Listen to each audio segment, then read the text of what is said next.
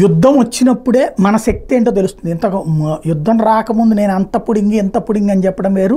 యుద్ధం వచ్చినప్పుడు మన ఆయుధ సంపత్తి శక్తి తెలుస్తుంది. But at the same time disaster ఉంటుంది, నష్టం ఉంటుంది, కష్టం ఉంటుంది, బాధలు ఉంటాయి, ఆవేదన ఉంటుంది.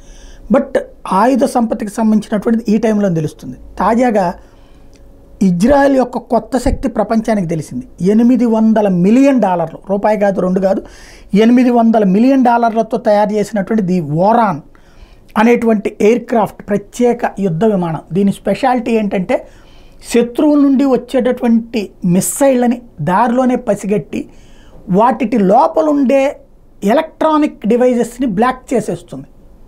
అంటే దీంట్లో ఉండేటటువంటి టెక్నాలజీ అవతలలో ఉన్నటువంటి టెక్నాలజీని జామ్ చేసేస్తుంది, హ్యాక్ చేసేస్తుంది. తద్వారా ఒక లక్ష్యాన్ని నిర్దేశించుకుని వస్తుంది కదా, ఒక 1000 కిలోమీటర్లు, ఒక 500 కిలోమీటర్లు, 300 కిలోమీటర్ల దూరంలో లక్ష్యాన్ని ఛేదించాలని వచ్చే మిసైల్కి లక్ష్యం లేకపోయేటప్పుడు ఉన్నది ఉండి పడిపోతుంది అనమాట, పేలదు.